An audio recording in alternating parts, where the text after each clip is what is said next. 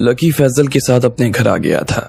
दिन भर इतना सब कुछ होने के बाद में अब वो बुरी तरीके से थक चुका था और बस सोना चाहता था। लेकिन तभी पृथ्वीराज का फोन आ गया। वो चाहते थे कि लकी मार्शल आर्ट इवेंट में भाग ले। लकी पहले तो नहीं आना चाहता था, लेकिन वो पृथ्वीराज को मना भी नहीं कर सकता था, इसलिए उसने हाँ कर दी। एक बुरा सा सपना देखने के बाद में जब अचानक से लकी की नींद खुली तो उसने देखा कि एक लड़की ने उसके ऊपर हमला कर दिया। वो और कोई नहीं बल्कि सुहासनी थी और लकी की जान ले लेना चाहती थी। उसने फिर से अपना चाकू उठाया और लकी के सीने में घोंपने के लिए आगे बढ़ने लगी, लेकिन लकी ने अपने आप को बचाने के लिए पास में रखी कुर्सी उठा ली। सुहासनी का वार इतना तेज था कि कुर्सी के भी 2 टुकड़े हो गए। सुहासनी बार बार मुंह की खाकर और ज्यादा झुंझला गई थी। उसे समझ नहीं आ रहा था कि आखिर लकी बना किस मिट्टी का था। उसने आज तक ऐसा आदमी नहीं देखा, लेकिन बात अब इतनी ज्यादा आगे बढ़ गई थी कि वो बिना अपना काम किए वहां से निकल नहीं सकती थी। उसने अपनी जेब से ब्लेड निकालकर लकी के ऊपर चलाना शुरू कर दिया, लेकिन लकी ने अपने आप को उससे भी बचा लिया। वो जितना लकी से लड़ने की कोशिश कर रही थी, उसे उतना ही लकी से डर लगता जा रहा था। आखिर में उसे समझ आ गया कि लकी उस मुकाम पर बैठा था जहां वो कभी नहीं पहुंच सकती थी। वैसे आपने इतना बुरा भी नहीं किया, मुझे मजा आया। इधर लकी ने अपनी आखिरी ब्लेड को अपने हाथ में कुर्सी के नीचे से गिराते हुए कहा।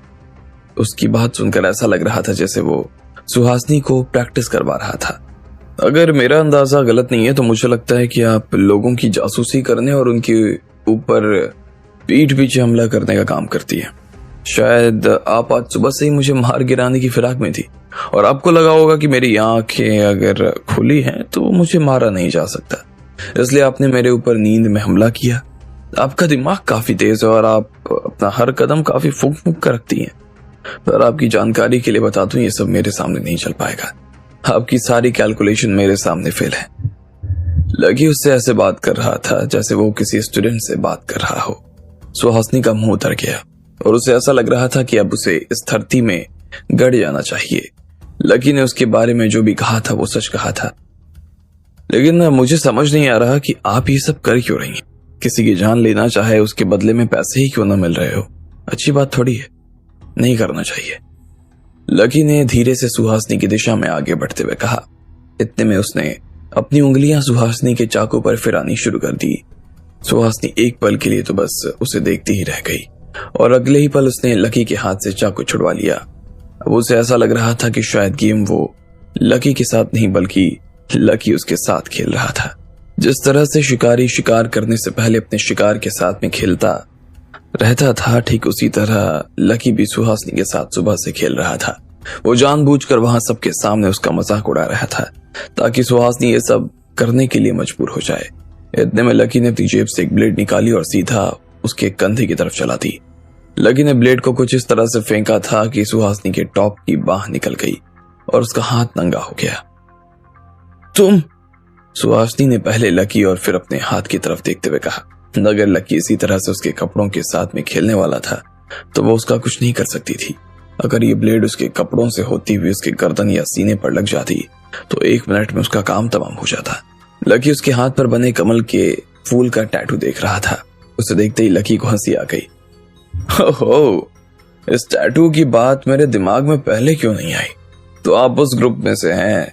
मैं आपको बेकार ही हल्के में ले रहा था। आप तो बहुत अच्छी तलवारबाज हैं। तुम मुझे गलत समझ रहे हो। मैं उस ग्रुप से नहीं हूं जिससे तुम मुझे समझ रहे हो। मैं ब्लैक ऑर्गेनाइजेशन से हूं। तुम्हें तुम्हारी इस अकड़ की सजा दिए बिना मैं यहां से जाने वाली नहीं हूं, सुहासनी ने कहा। अच्छा, तो ब्लैक ऑर्गेनाइजेशन ने मुझे मारने के लिए आपको हायर किया है, लेकिन मैं आपको आपके भले के लिए बता देता हूं कि आपको सरेंडर कर देना चाहिए। इस दुनिया में मुझे मारने वाला कोई पैदा नहीं हुआ, लकी ने कहा। अब की बार फिर से सुहासनी ने उसके ऊपर हमला करने की कोशिश की, लेकिन फिर से नाकाम रही। हालांकि इस बार उसने अपनी पूरी जान लगा दी थी, लेकिन लकी भी काफी चौकन्ना हो गया। जब उसे लगा कि सुहासनी इस तरह से नहीं मानने वाली तो लकी ने कहा, लगता है आपको मनवाना ही पड़ेगा, और सीधा सुहासनी की तरफ भागने लगा। सुहासनी ने दीवार में पीछे की तरफ गढ़े अपने चाकू को निकाला और लकी का जो हाथ उसकी तरफ बढ़ रहा था उसके ऊपर हमला कर दिया। उसकी आंखें बंद हो गई थी। चाकू के वार की एक जोरदार आवाज आई। उसे लगा कि उसने लकी का हाथ काट दिया। उसका चाकू लकी के हाथ पर जा लगा ये देखकर सुहासिनी काफी खुश हो गई। इसके बाद उसने चाकू निकाला और तेजी से एक कोने में जाकर खड़ी हो गई। आखिरकार उसने लकी से वो कीमत वसूल ही ली थी जो वो वसूलना चाहती थी, लेकिन उसके बाद उसने जो देखा उसे देखकर वो हैरान हो गई। चाकू भले ही लकी के हाथ पर लगा और लकी को छोटा सा घाव भी हो गया, लेकिन चाकू लकी की चमड़ी को पार नहीं कर पाया। लकी ने अपने दूसरे हाथ से चाकू के हत्थे को पकड़ लिया और निकालकर बाहर फेंक दिया। सुहासिनी को जो घाव बड़ा लग रहा था वो सिर्फ एक मामूली सी खरोंच बनकर रह गया। अगर वो उस वक्त एक कोने में आकर खड़ी नहीं होती तो लकी अब तक ये चाकू उसके आर पार कर चुका होता, लेकिन इस झटके से सुहासिनी निपट पाती उससे पहले लकी का हाथ सुहासिनी की तरफ बढ़ गया। उसने उसकी गर्दन को पकड़ा और दीवार से भिड़ा दिया। सुहासिनी को लगा जैसे किसी बहुत भारी चीज से उसे धक्का लग गया था।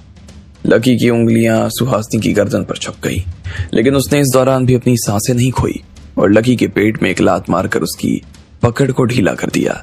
जैसे ही लकी की पकड़ ढीली हुई तो इतने में सुहासिनी दरवाजे के पास आई और वहां से भागने की कोशिश करने लगी, लेकिन लकी तेजी से भागकर उसके सामने जाकर खड़ा हो गया। लकी को अपने सामने देखकर उसके मुंह से फिर से चीख निकल गई। लकी ने इतने में फिर से उसकी तरफ एक ब्लेड फेंकी और उसके कंधे में से खून आने लगा, लेकिन वो रुकने वाली नहीं थी। उसने दरवाजे को लात मारी और वहां से किसी तीर की तरह निकल गई। लकी बहुत मजबूत था और ऐसे में उससे लड़ने के बजाय अपनी जान बचाने में ही उसे ज्यादा फायदा नजर आ रहा था। लकी को उसकी इस हरकत पर हंसी आ गई और वो भी उसके पीछे पीछे जाने लगा, लेकिन वो भागते हुए बाहर कॉरिडोर में आ गई।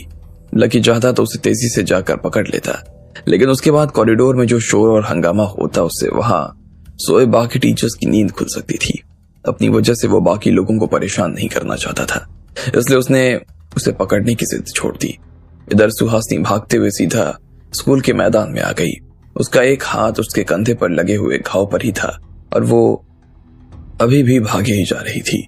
आज पहली बार उसकी जिंदगी में ऐसा हुआ कि कोई काम वो करना चाहती थी लेकिन वो कर नहीं पाई।